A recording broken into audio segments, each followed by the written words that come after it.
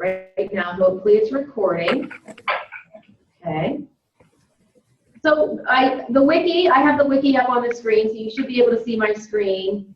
You can also access the wiki from your own screen if you want to follow along with us. It's up to you. IUA Curriculum Network.wikispaces.com. So really what we're going to do is just go through the agenda. We kept this agenda fairly light. All we have are our PDE updates and our regular IU8 updates.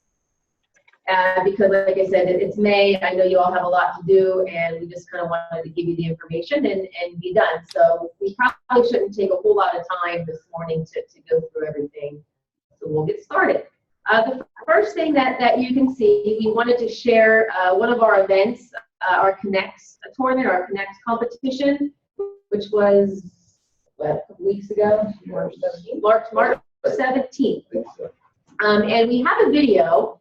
However, I don't know, we were thinking as to how well this would go, if I would show it to you via my screen, or if you just wanted to watch it.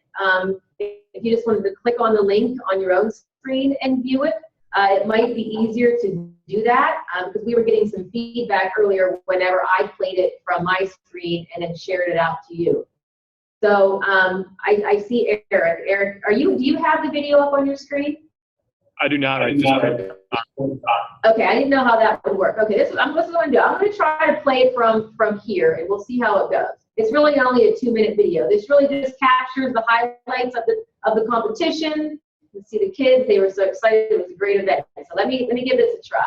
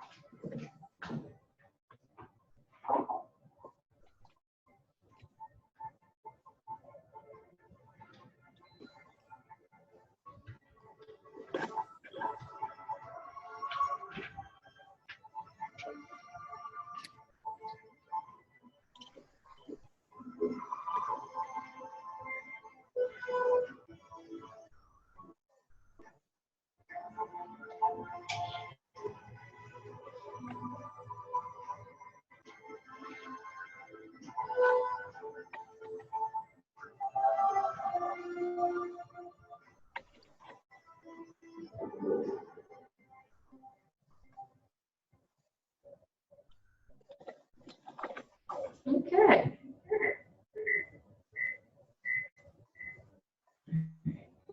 I'm going to exit my full screen.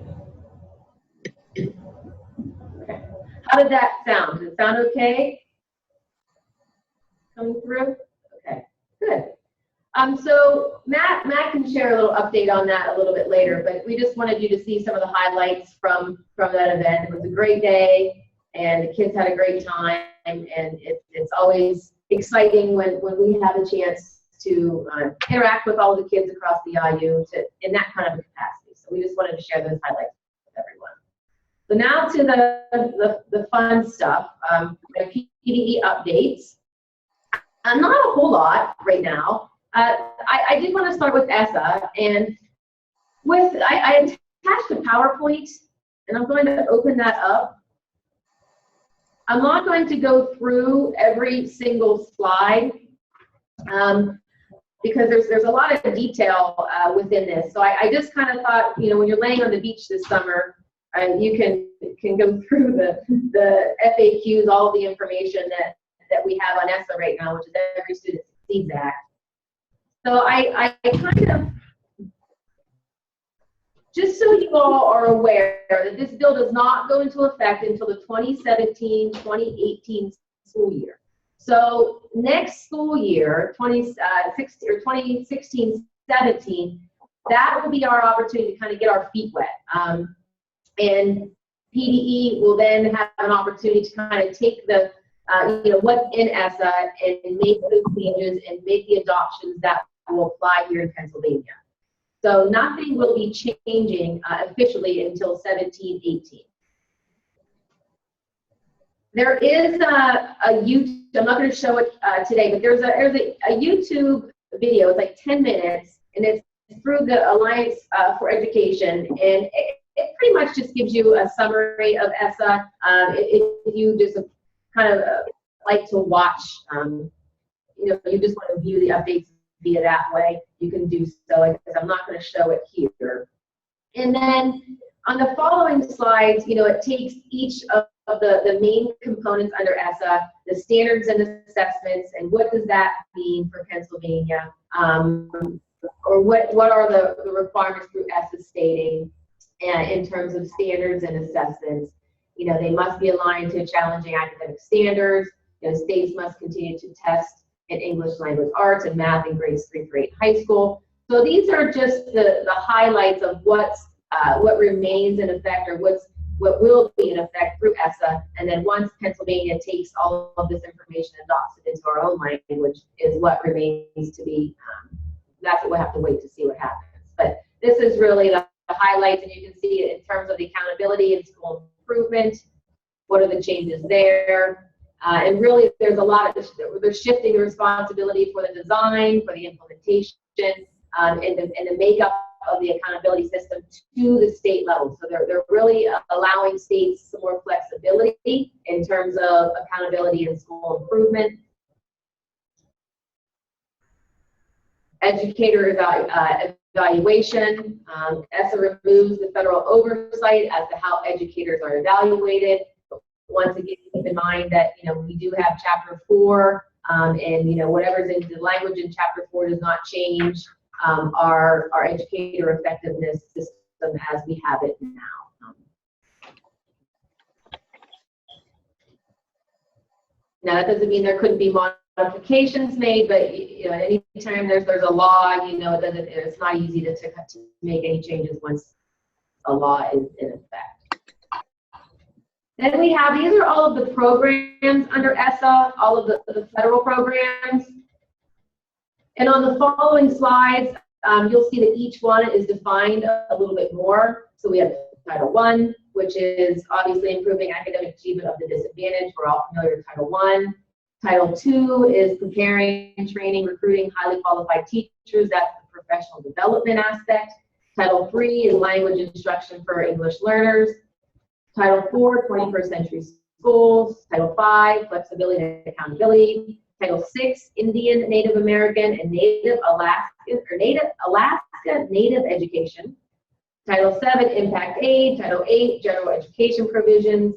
And Title IX, education for the homeless and other laws. Trust me, I don't know the details of some of these. However, on the next slide, there is a little highlight so that you can see what each one is kind of all about. Title I, like I said, I think we're all familiar with that, so I don't need to go in a whole lot of detail. But where you see yellow, just kind of wanted to pull out that specific piece of information. So in Title I, it provides greater discretion to states to design respective standards and accountability system, but this was already done with the PA4 standards, which will then remain in place because of Chapter 4.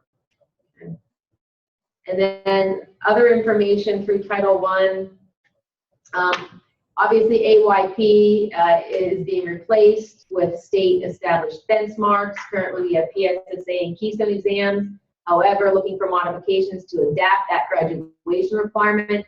This is going to be a state decision, which may end up being a local decision. Who knows what's going to happen there. Some of the language was changed. If you think of, right now we have focus and priority schools.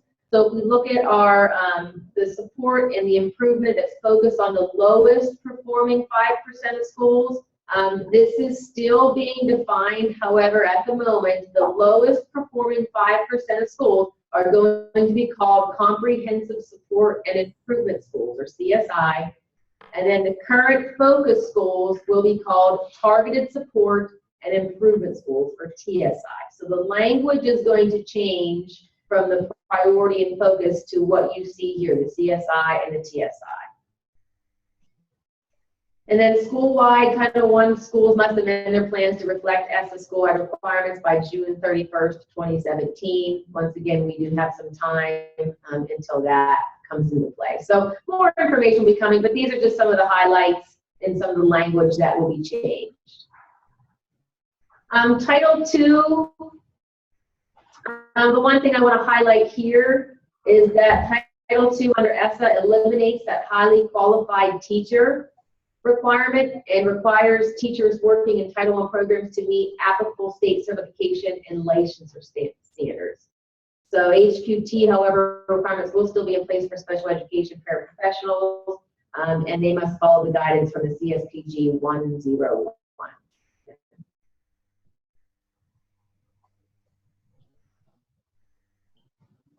Once again, Title II describes what are the local uses of the funds. You can, like I said, I'm not going to go through all the details here. Title III goes into the English language proficiency, the English language learners. And once we get to Leonard, if Leonard has anything to add, he can certainly chime in.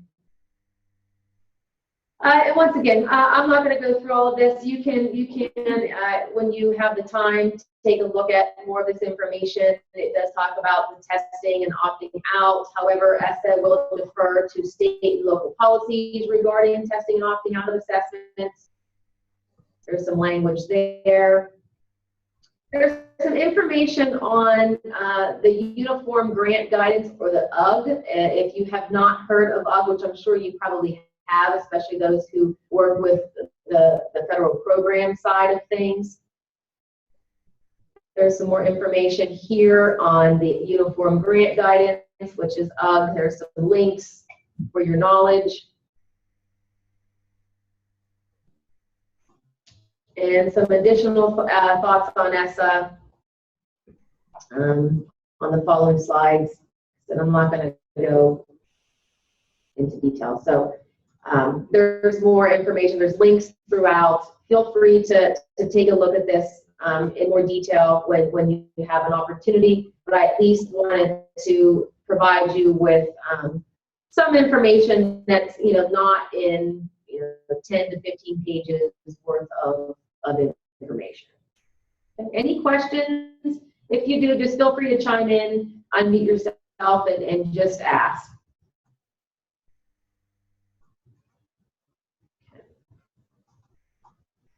So moving on, roster verification. Obviously right now, I think you all are aware that we are in roster verification phase.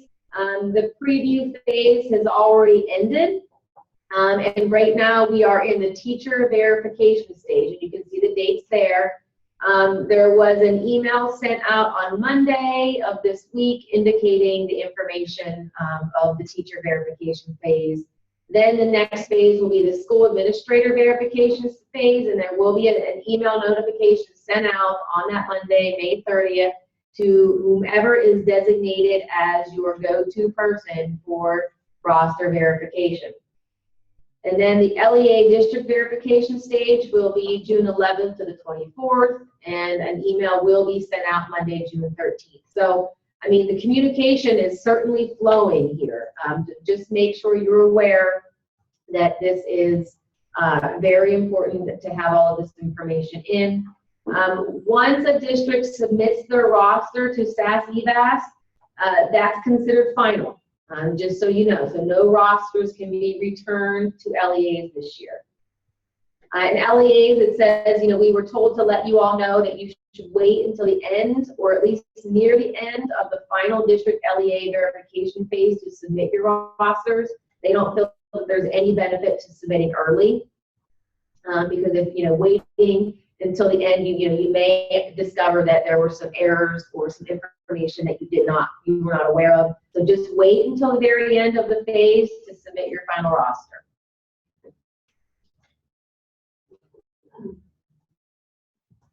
So everything, I mean, if no questions, I'll just continue to move on.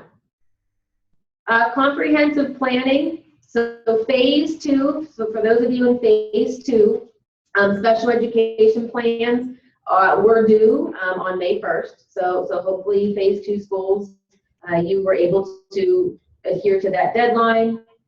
Any priority and focus schools out there, if you're listening, the school improvement plan resubmission is due June 30th. And as always, all plans must be posted to a district website for 28 days prior to final submission. And then the PA planning team wanted to make sure that you all are aware of the updated feature within the comprehensive planning web application that will provide strategies and resources as you develop your action plans. So this was available April 4th, and the link to the PDE recognized strategies was changed to this information, was an import strategy from Resource Bank. And so from the help of a variety of school leaders and IU folks, the team has created this repository of strategies and resources that you can select after identifying your goals within the system. So now with this upgrade, you'll be able to select the strategy from that import link, import it into your application, and then explain how your LEA plans to implement that strategy. So if you are the one that you're getting your hands involved in the comp planning, know that that upgrade has been made available effective April 4th. And then phase 3, phase 3 is pretty much you're next in line, and I know this email was sent out, but I just wanted to reiterate in case you did not see this email, that the team would like to inform all of you of the upcoming phase 3 trainings. You can see that there are several face-to-face trainings. Now, they're not all local. You can see King of Prussia, all 3 of the TANs, and then 3 other IUs will be hosting this face-to-face. They encourage that you attend the face-to-face session that's nearest you. But obviously I know travel requirements and travel can be difficult. So they do have a virtual session available on August 19th at 9 a.m. for anyone that's unable to join the face-to-face sessions that are listed in, mainly there's a couple in June, a couple in July, and 1 in August. And here's the link to join the Zoom meeting for that August 19th virtual phase 3 comprehensive plan meeting. Here they do, there's the registration link is here to register for any of the face-to-face sessions. So each person that would be attending must submit a registration. And if you're not sure which phase you're currently in, here's the link, an active link that will take you to the comprehensive planning phase configuration list. You can find your district listed and it'll let you know what phase you're in case you're unaware.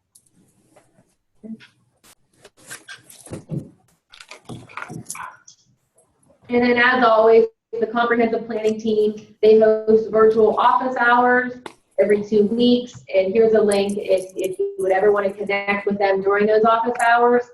There's a link there to register from one of those time slots.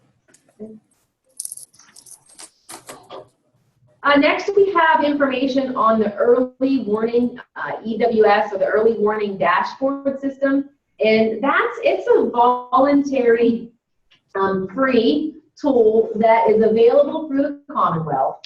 I'm not sure how many of you have even taken advantage or even looked into what this can offer, but I did link, this link right here will take you out to PDE's website if you wanted some more additional information of what the early warning dashboard is. But the latest information that we got from PDE is they have a survey that they would like all of you to complete, or they're asking at least one person from per district complete this survey, either a superintendent or a designee. And what they're doing is they're assessing the use of this early warning system and dashboard across the state, and they want to gather some information to inform future direction. And like I said, it's intended to gather feedback from schools in order to set goals for a larger scale implementation. If you're, like I said, if you're not familiar with the dashboard, feel free to check it out. I do know that it works with your PINs, and it's really assist districts in identifying students at risk of dropping out. It's to build a library of specific interventions. It really tracks, and they call it the ABCs: attendance, behavior, and course performance. So it's a dashboard of data to kind of keep it simple for kids, so that you can track, who do you see is in danger of potentially dropping out based upon the data that you're collecting through a variety of sources. And this dashboard keeps it all in one place. And like I said, it's free, it's voluntary. Check it out, and there's information on this site if you would want to apply to become a user of this system. But this survey is brief. It's like 8 questions long.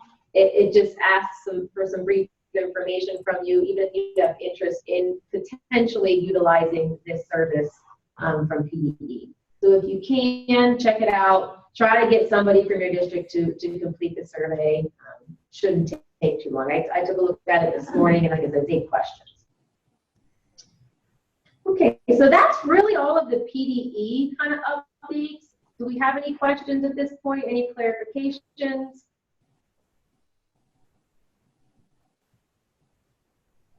Okay. Bright Bites. So we talk about Bright Bites quite a bit, and I wanted to give you an update with Bright Bites. Right now, we had 17 districts that collected at least 1 round of data. So that's pretty good. We were impressed to see that we had that many districts at least collect 1 round. We're encouraging, though, at this point to continue to collect data. At least for those that have collected 1 round, that's pretty much your baseline data. So now, based on that data, what have you done? What are some things you've implemented? What is some professional development that you've conducted for your teachers based upon the data that you conducted? And then when you collect your 2nd round, hopefully then you're able to see some growth within that data. We are going to be hosting a data day on Thursday, June 23rd at our Richland site. It's an all-day event from 9 to 3. And Bright Bites, Karen Goldstein, thank you. Karen Goldstein from the Bright Bites team will be there to conduct this PD. So I'm going to take you to the flyer here. So here's our flyer. There's a registration link. So we encourage all districts who have collected Bright Bites data to join us in this day. And it's really going to focus on identifying, using your data that you've collected, and then identifying pathways to professional learning that will have an impact at your school. So it will be a good day to participate in, especially if you're looking for ways to focus your professional development around your data. That's really what the key to this day is going to be. So you can see the information, the location, and what's going to occur, who should attend, and I think that's all the information that's on there. Yes, and then the registration link is right here. There's no cost to attend, and there's no cost for folks to join and to collect the data through using Bright Bites. The IU has purchased this the last 2 years as a free service to our districts, and fortunately we will be able to continue to offer this service next year at no cost. And contact myself or Brenda Calhoun if you have interest. If you do, we immediately connect with the Bright Bites staff, and they are great in terms of getting in contact with the districts as soon as they can to begin that conversation, at least. Even if you're not sure you want to go through the process, it's good to have a conversation with the team. They can kind of give you an idea as to what is involved and what you would gain by going down this path with Bright Bites. But It's good stuff, it really is. So don't miss this event. If you've collected data and you're kind of wondering what you want to do with it, this would be a great opportunity to send some folks and put together a plan for future professional development. So an update on Rockstar teachers. Right now, what we're doing, we have a second cohort that we're getting ready to start. The teachers will be informed, hopefully today. It's on my to-do list, and email out to the teachers who were nominated to be a part of this group. We have selected 3 dates for professional development, 1 date in August, 1 date in October, and then 1 day in November. So 3 days overall that we would bring this group together. There is a cost of $150 per teacher to cover the 3 full days of PD. Right now we have 19 teachers that were nominated. I think 10 different districts nominated teachers. So we have a nice group. I'll still take names. If you still want to submit a name before school is out, you just have to let me know as soon as possible so that we can get in touch with those teachers. We'll certainly add additional teachers if you have folks that you would like to nominate. So that's kind of our plan for cohort 2. We're going to get that PD up and running. But then we have our first cohort that participated at the beginning of last summer and then into this school year. So that's our 2015-16 cohort. We are going to offer additional professional development beginning in August 2016 with a follow-up date in October. There will be no cost for this group to attend, and I actually need to upload the flyer, and maybe one of my team members here sitting with me can upload that real quick. It's the professional development we're going to have in August. It's 2 days, and the title is Yes You Can, Teaching Outside the Books. So we're going to work with this group who has interest. It's all voluntary. We have a few teachers that have signed up to participate from this cohort, and we're going to work with them on kind of doing some blended learning with their instruction. So we'll get that flyer uploaded here momentarily. And then this cohort, it's been interesting. Some of the teachers, they've conducted Twitter chats. We've had 2 of them, I believe. One particular teacher from the Hollidaysburg Area School District has been leading these Twitter chats. And we have focused those chats around grading, around, oh goodness, what's the other one? Grading and homework and grading. Those were our 2 topics. So hopefully, so we really did create a nice network with these teachers, and they've had some great ideas, and we're looking forward to working with this group. So I did inform the superintendents, the unit council last week that if these teachers, this new group of teachers, if they have not been notified that they are going to be within this new group of rock stars, please make sure you let them know, because I'm going to send the email out probably today, if not tomorrow, letting them know all the details. And we do have our summer driver's theory course. Right now, we're still taking information. If kids are interested in taking this, just the theory portion of driver's ed. It's 30 hours. Here are the dates. It's open to students in grades 9 to 12, $60 per student. And a flyer was sent to schools for distribution. It's also, the information is also on our website. All right, so moving on to our IU updates. Rita Height, our math curriculum specialist, is not able to be here, so I'm going to go over her information. The first part here would be the MSP grant update. So for anyone involved in the current MSP grant, the spending summary for year 3 of the grant is due by May 31st. And you can see over here, Rita has the documents attached.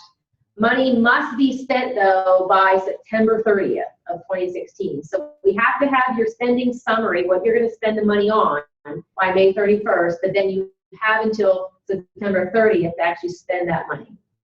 And then she also attached the stipend spending guidelines, as well as the funding summary documents are attached here on the right.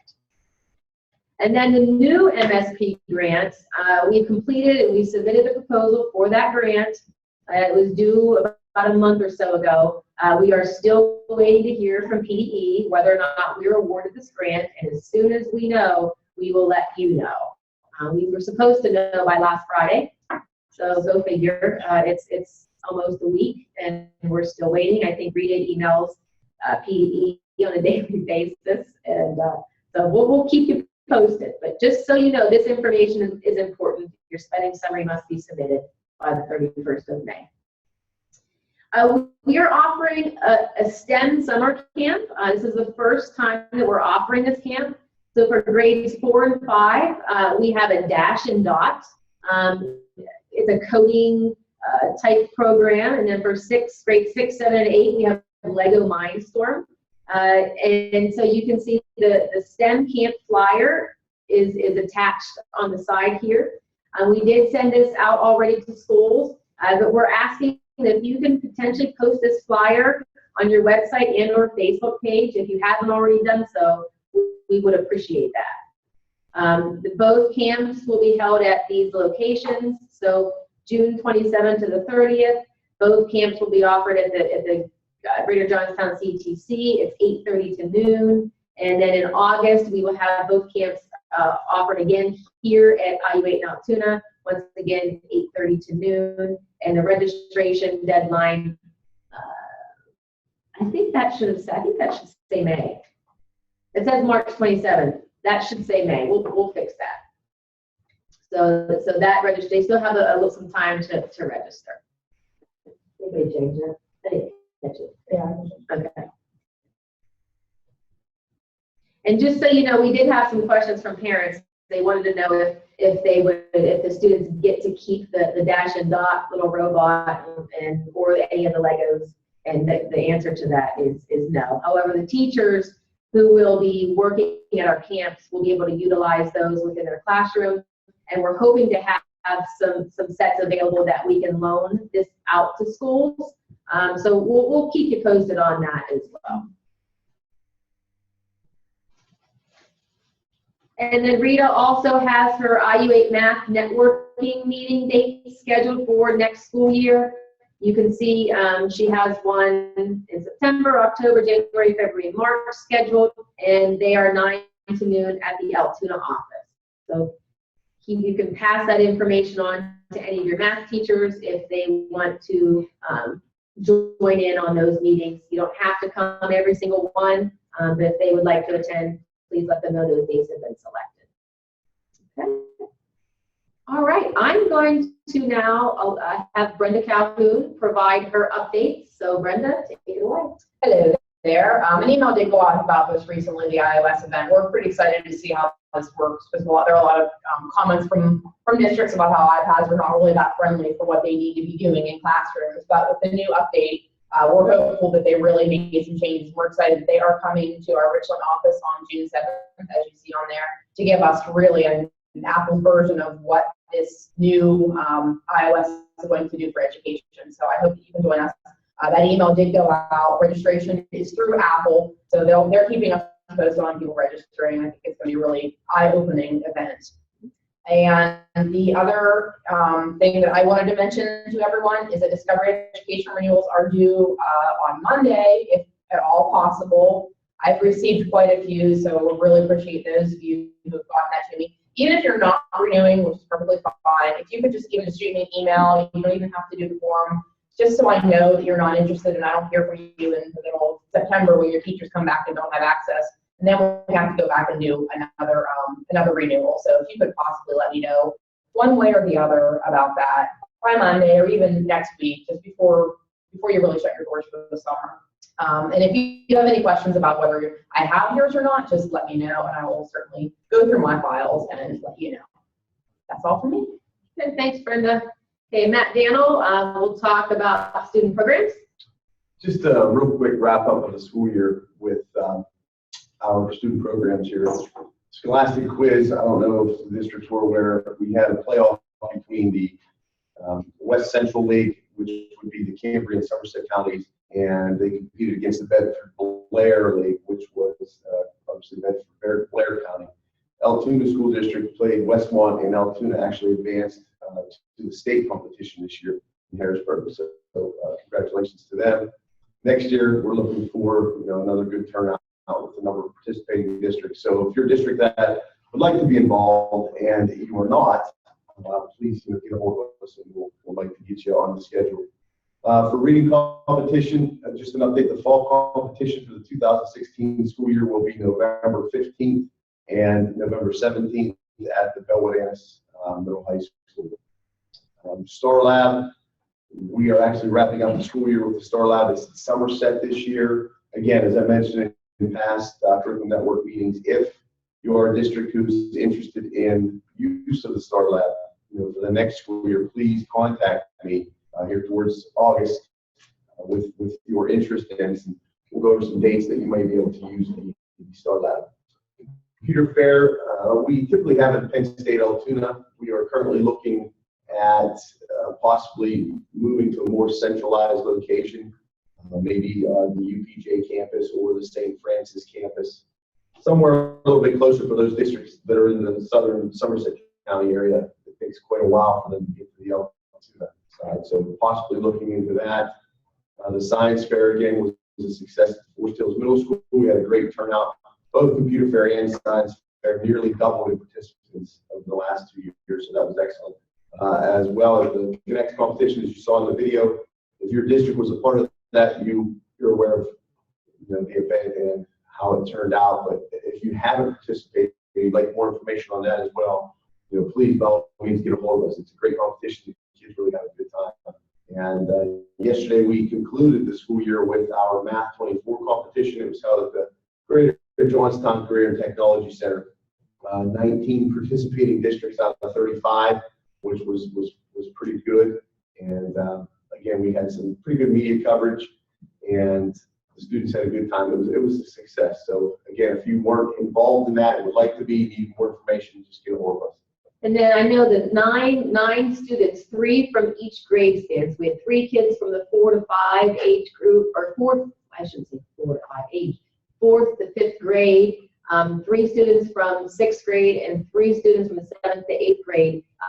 So 9 total are able to advance to the state competition, I think June 15th in Harrisburg. So those 9 finalists yesterday were handed their ticket to Harrisburg, and they were pretty excited about that. So there were 3 winners, 1 in each grade span, but then 9 overall still qualified for state. This is the first year for the state level competition, and I don't know how long.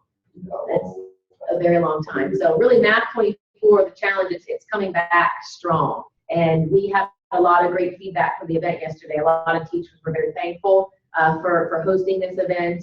It really does bring a lot of energy, and the kids are amazing too. I could not. The kid that won in the 4th and 5th grade, who was from Richland. There's no way I could have even beat him. I mean, he was that good. So it was fun to watch. It was a great event. And what we did here, just so that you can see, if you're curious as to how the student programs that we run and how many participants there were at each event, we listed the program and the grade level for each program, the number of districts out of 35 that participated in these events this year, and then how many participants, how many students were actually involved in each event. So I think this is a good way to showcase that the student programs that we do run here are very well attended, and we really appreciate the support that all of our districts provide, and really just the participation of your kids. Matt does a great job running these programs, and I know that he's very thankful for the district participation. So this just gives you a kind of a snapshot of the 2015-16 school year and all of the different events that we had. And also, so you know, we try really hard to represent our student programs heavily on our social media. It's definitely something we need to get better at, but please do keep that in mind that we do have the Facebook and the Twitter. They're not as active as we want them to be, but we're getting there. So we have some pictures up there from yesterday, and we have more to put up today. So check that out, please. Thank you. Okay, Chris, I think if you want to unmute. Okay, so Janelle, if you can just open the flyer. I will do so. And while she's doing that, what this is a flyer about, you'll see is a new professional development series that we're launching this summer. It's called the Virtual Learning Design Series. And it is for your teachers who want to sort of dabble in creating virtual learning experiences. And so it consists of 5 workshops. They're all live workshops. And the workshops are listed to the right. The first workshop is an all-day face-to-face workshop in Altoona. And the others are all online. They're still live workshops, but they're online in Zoom. And then in between these workshops, there are some self-directed lessons and resources for the teachers to work through. And it's all around guiding them in the designing of virtual learning experiences following a particular format or a particular learning model. And so they can do this in Canvas or in Moodle or in whatever systems make sense for them that their district may already use. If they come to us from a district that has not yet adopted an LMS, we will provide a Canvas account for them to build within. And so by the end of this workshop series, they will have designed a complete module, a complete virtual learning module that they can then use with their students in the fall. So the series starts June 8th. The first workshop is June 8th. And the registration link is on the form and on the flyer, but it's also on the wiki. I added it to the wiki just a few minutes ago. So you can register your teachers. If you have a teacher that you think is ready to start experimenting with a learning management system and building some virtual learning content, then this would be a great opportunity for them to have a lot of guidance in that process and become a part of a group of teachers who are doing the same.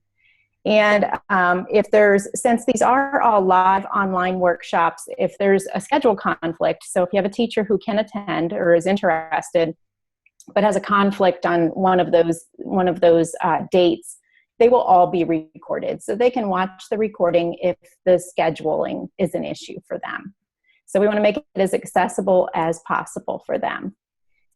So the other sort of perk or benefit to this is if a teacher works through this design series and ends up going sort of above and beyond and creates 2 full virtual learning modules, then they will be able to have a class pack of seats, a class pack of Canvas accounts, so that they could use it with up to 30 students and actually implement this in their classroom and give it a real go and see how it works for them, see what kind of tweaks they might need, and use it to make a decision about whether or not this is a platform they'd like to use long term.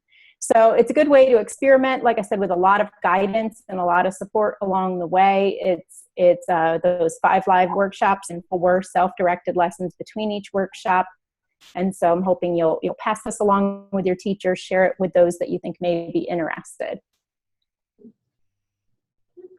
And we shared this at Youth Council with the superintendents last Friday. It's kind of like when we first launched it. This is the second time that we've shared this information. So no, this has not gone out via email or anything to principals or to teachers, nobody. So we just wanted to share it with you, and we probably will be sending this out via email as well, to send it out to everybody just so that you have the information again. But this information, like Chris said, will be on the wiki, but also probably look for a follow-up email. So. Any questions? Okay. Any questions for Chris with this? If this is new?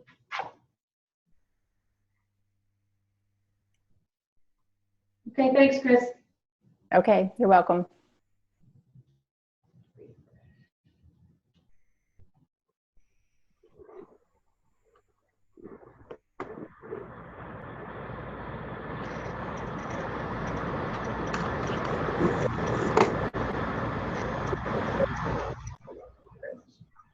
Okay, Jen Kane, our PIC Mentor Literacy Specialist, she's going to share her information next with you.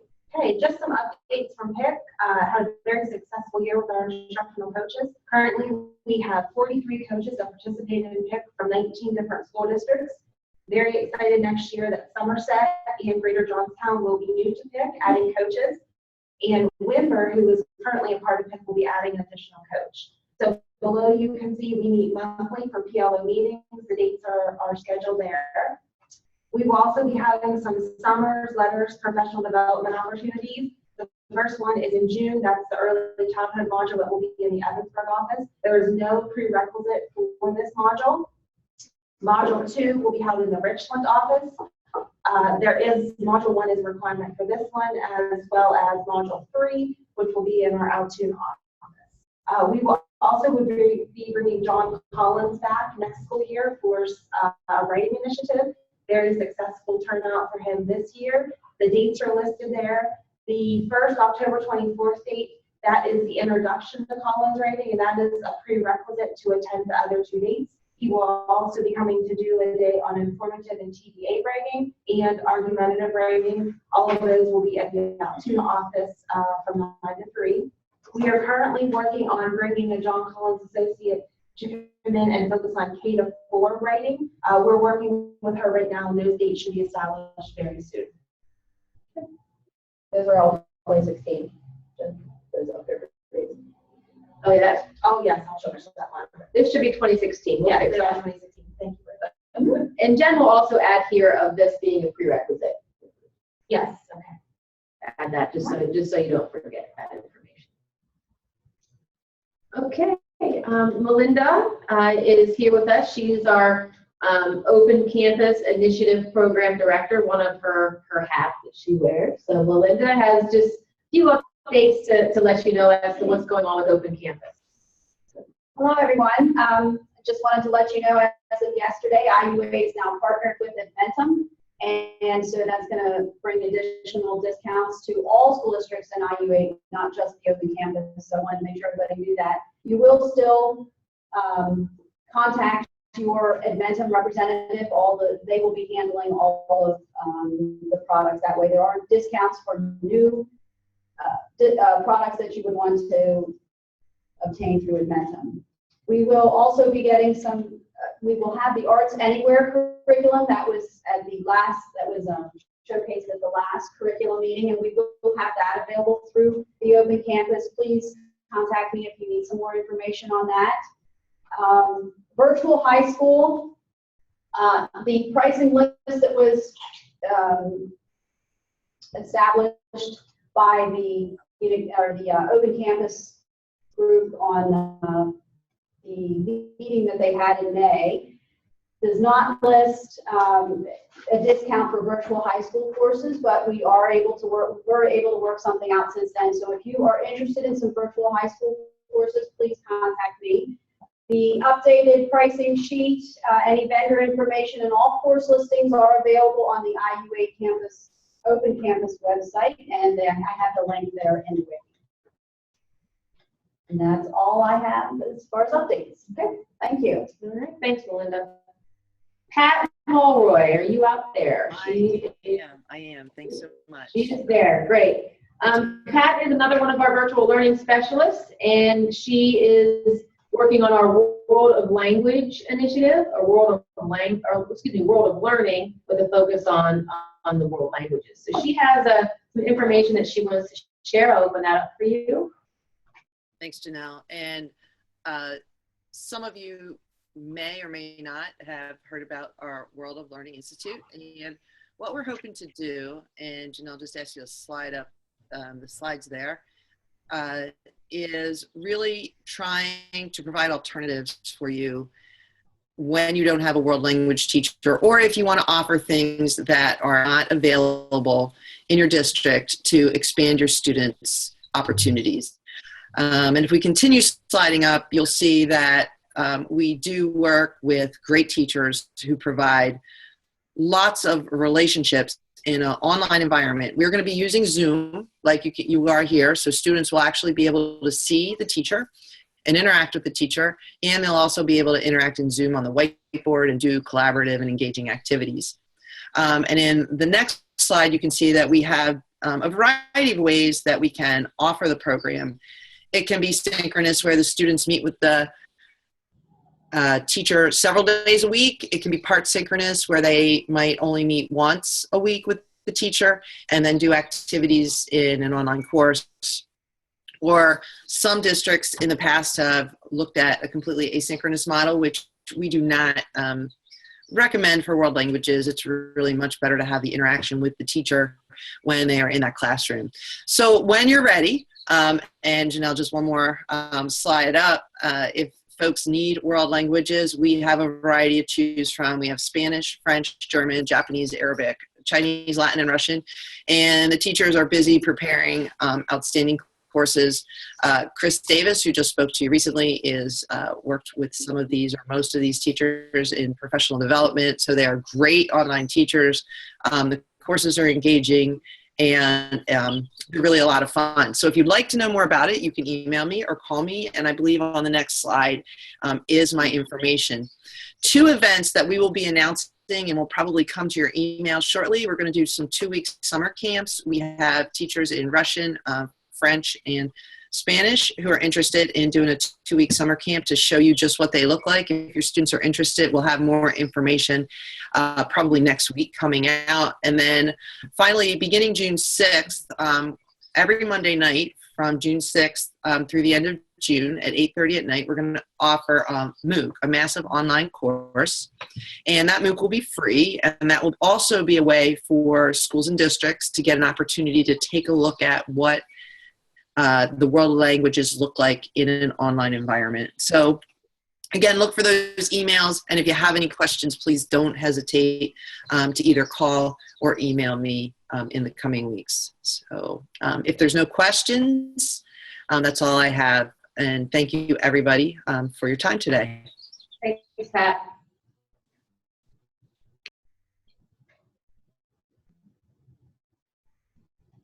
Okay. Moving right along, I think Leonard is next. Leonard has a few updates to share with you, our ESL program specialist. Yeah, good talk. You gave us Ian. Anyhow, there's a lot happening in English as a second language. Primarily, under ESSA, they've eliminated the acronym Limited English Proficient, which most people thought was pejorative, because who wants to call a child limited English proficient? The word limited is pejorative. It's been replaced with, that term's replaced with language instruction for English learners and immigrant students. The ELL, English language learners, has been replaced with just EL. You're going to see that all the time.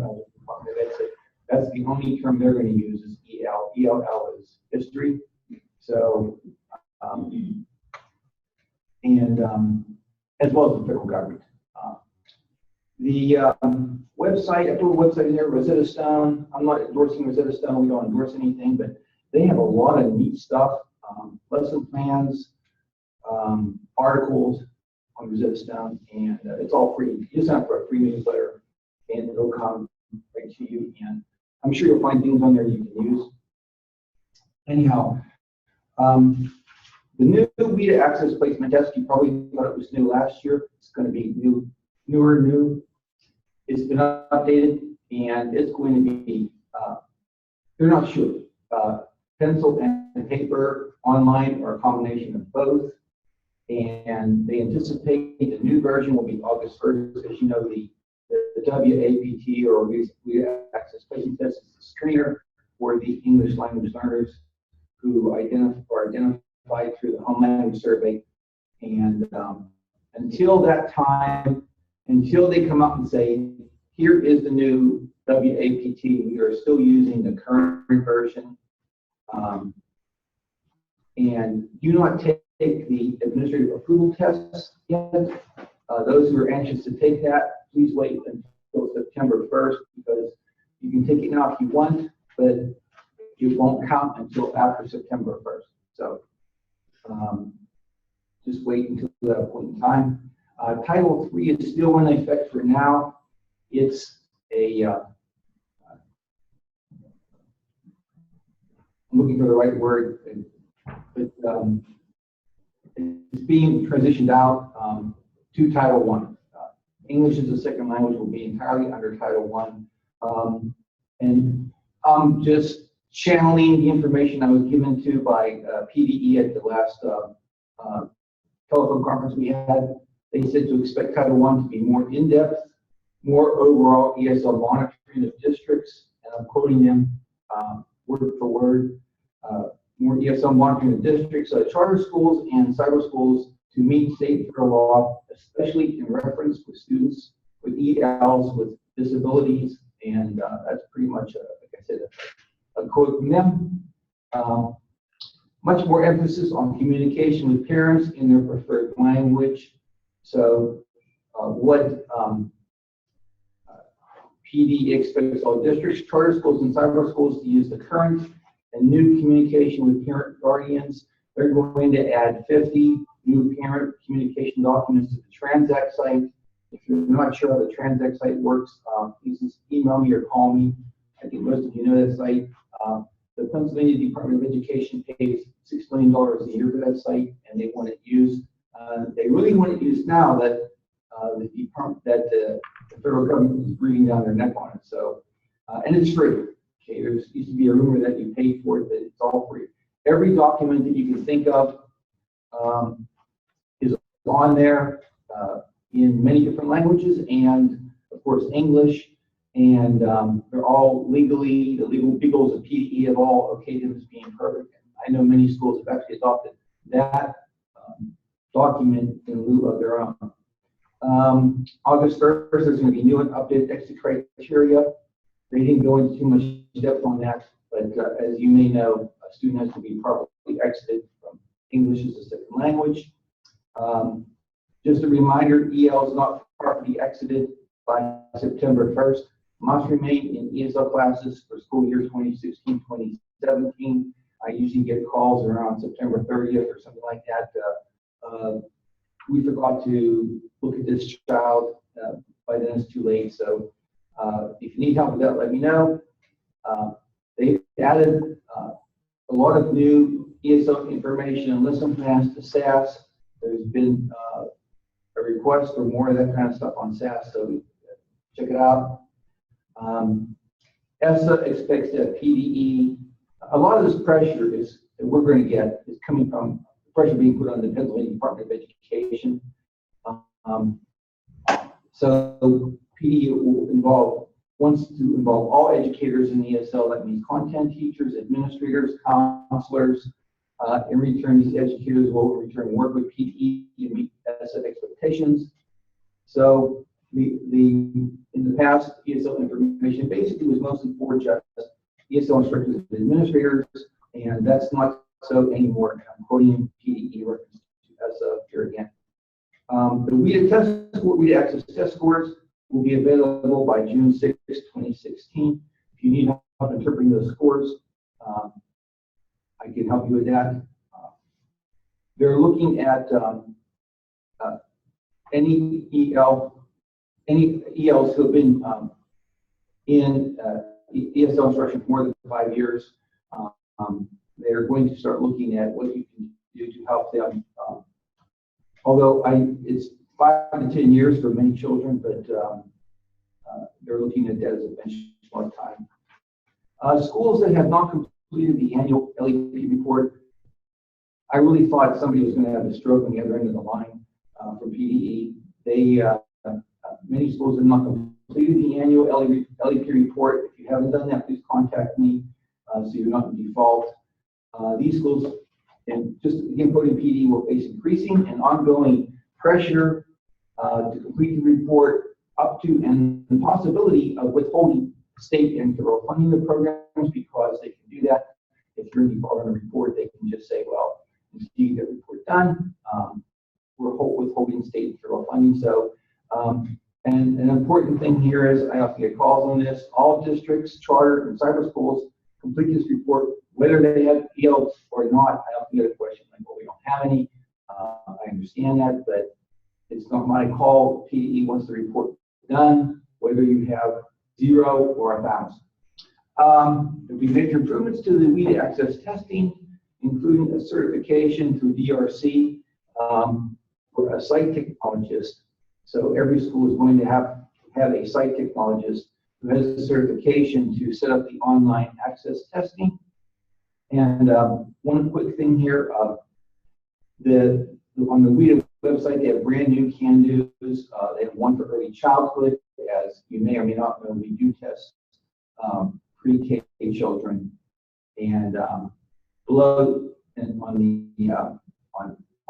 what I have on the screen are the dates for the WEED access test administrations, and you can see all those dates. I won't review each one. Also, right now, cohort O is starting in June. It's on the PDE website, or PDE, excuse me, PAIUCC website. And we have a number of schools have already entered teachers to attend. In 1 year, they can complete all the courses to get their ESL certification. So need help with that, contact me. And one more thing very quickly, two friends of mine at Millersville University, I didn't get a chance to put this on the website, but I will. They sent me 2 books. They wrote this Bill and Percy Henley. They are married. They wrote a book called 4 Things Every Teacher Should Know About English Language Learners, an easy read for busy educators, and I'll put that on here. And the other one is 4 Things Every Principal Should Know About English Language Learners, and they're really good. It's an easy read, really good. You can probably read it in about an hour or 2. Okay, that's about it. Thanks, Leonard. Sure. Awesome. And then just to wrap up, we have listed at the bottom of our wiki some upcoming events and professional learning opportunities. We have our Region 6 Summer Leadership Academy, who we partner with IU 10 and 11. We do have listed here the descriptors of all of the sessions that will be running. And we also have information on our golf outing, which is Wednesday morning. So the registration deadline isn't until June 17th. So you do have some time yet to register. Here is the link to register online. But the dates are June 13th, 14th, and 15th at Top Trees and State College. It's going to be a great event. So if you haven't already registered and you're planning to attend, make sure you do so here within the next coming weeks. Our IU8 Summer Professional Development Catalog is now available. So make sure that you pass that along to your teachers if they're in need of that 48 hours or, just some additional professional learning over the summer. We have a nice variety of offerings that will be at a variety of our locations. So please share that. I know that Karen Macon had sent an email out to everyone just recently. So maybe you've already seen that come through. If not, it's located right here. And then finally, we have Penn State Altoona is hosting an event at the Altoona Blair County Convention Center on August 5th. And Ron Clark, America's educator Ron Clark, I'm not sure, you've probably heard of him before. He's the author of several books, including Move Your Bus. He will be the guest speaker for that event. It's an all-day event. I did send that information out via email.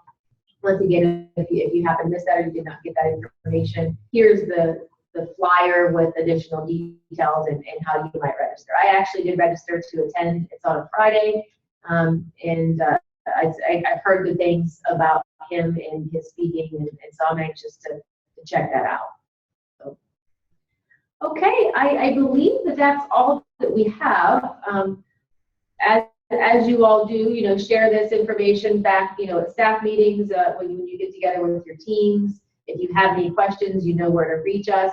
And this really it concludes our curriculum network meetings for this school year. And I will be working here soon to get those dates scheduled for next school year. And if you have any feedback on this virtual Zoom meeting, let me know. Let me know if you liked it, you didn't like it. Maybe we'll be able to incorporate these in the future to save on some of that travel, especially this time of the year. So we appreciate any feedback that you have. If there's no questions, I'll pause for a few seconds if there are any questions before we exit the meeting.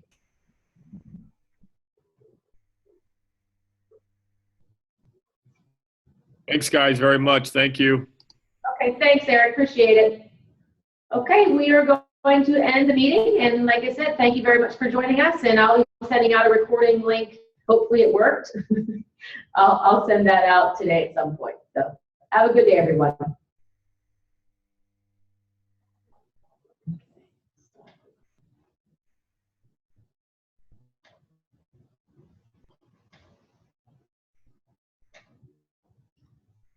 Woohoo.